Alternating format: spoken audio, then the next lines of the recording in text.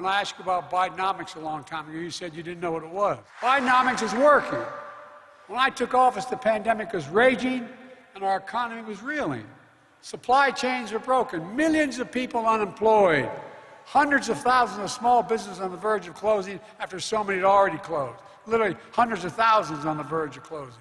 That's Bidenomics in action. Bidenomics is about building an economy from the middle out and the bottom up, not the top down. The United States of America has never been worse than it is today. It's been barely 3 years since Biden became president, and sadly, things have fallen apart in every sector of the American government. The country needs rescue. The country needs help.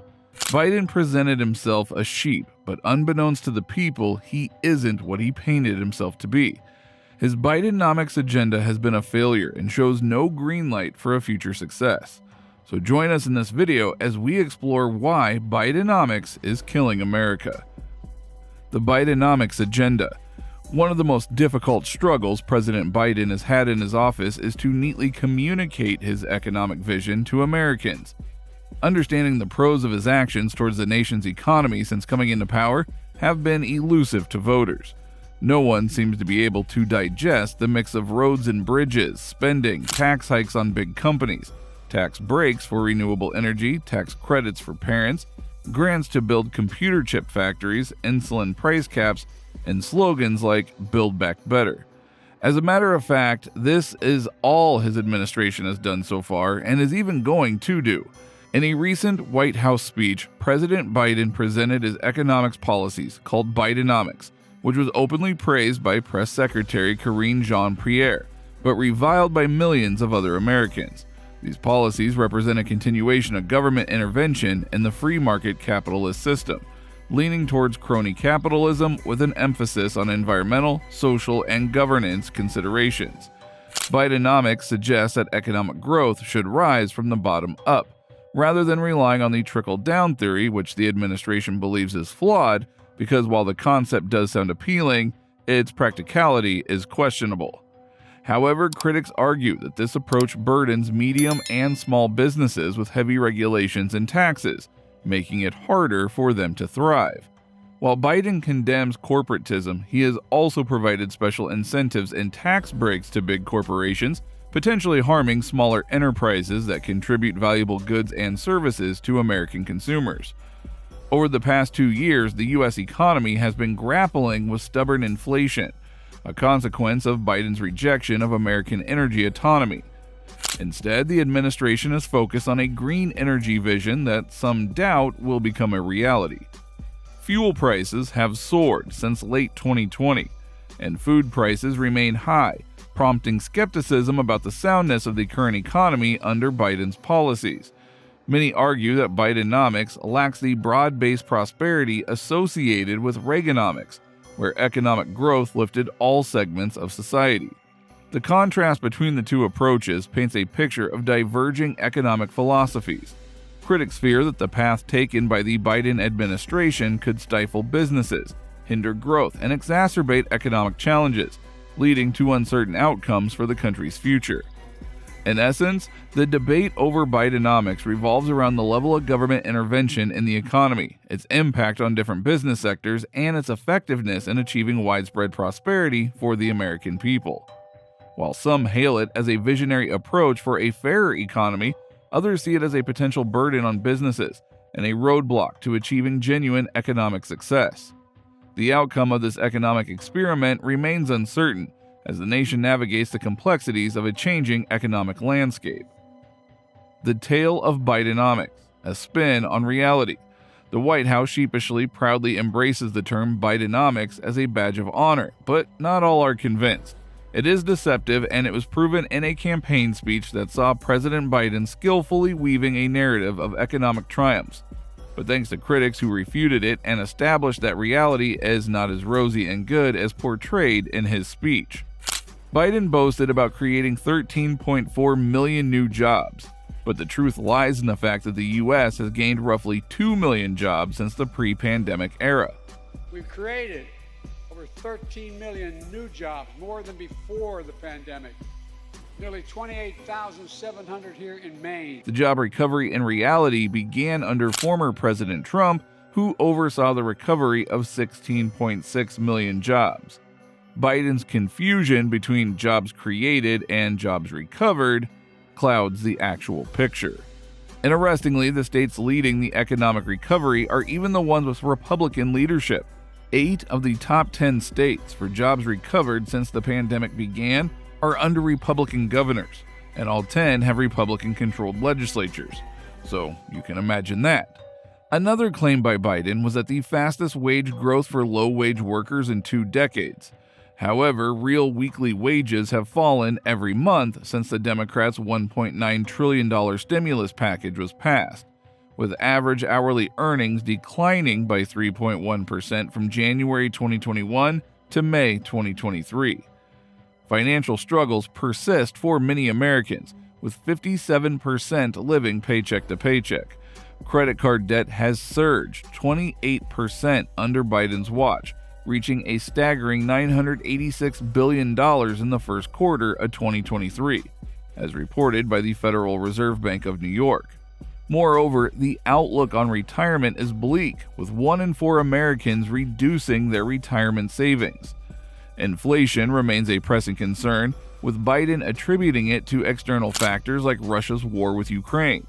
The truth is that inflation has hovered at or above 4% for 2 years, significantly impacting the economy.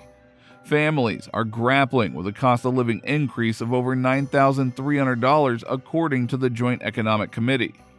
The housing market faces hardships, with existing home sales plunging by 34% since Biden assumed office.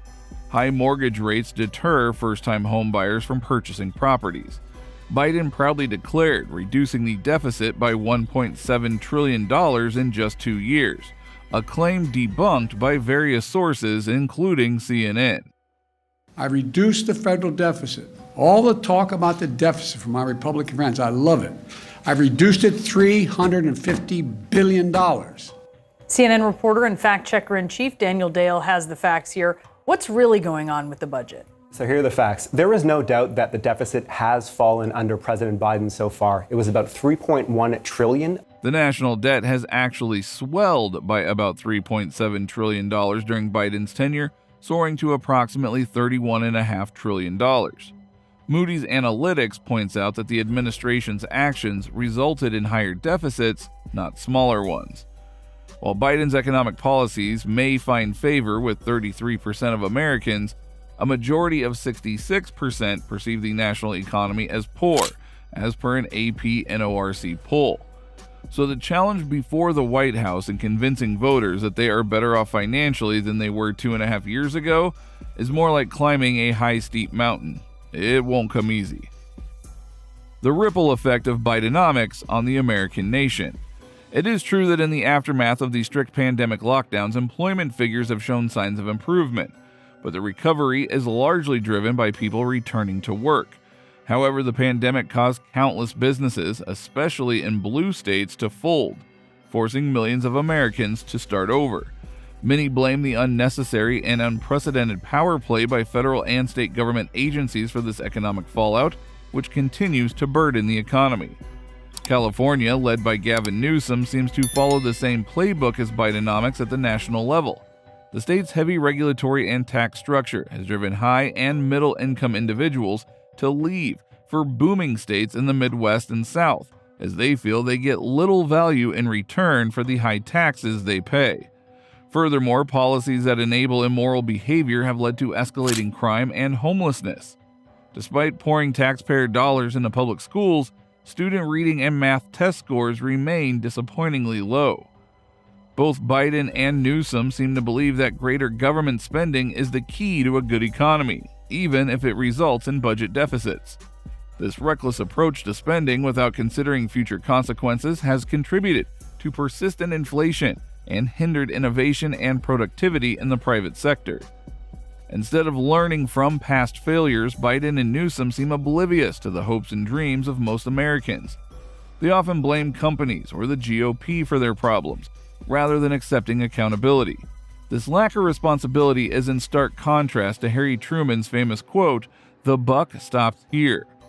Their policy proposals, such as promoting a battery-run society, open borders, race-based quotas, and free handouts, are expensive and threaten liberty and the rule of law.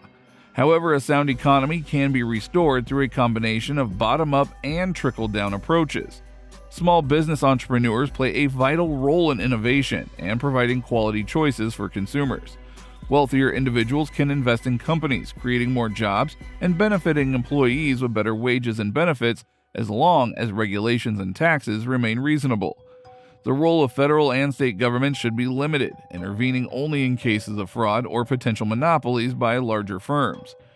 Regulation is necessary to address fraud, such as when technical colleges promise job placements but then fail to deliver.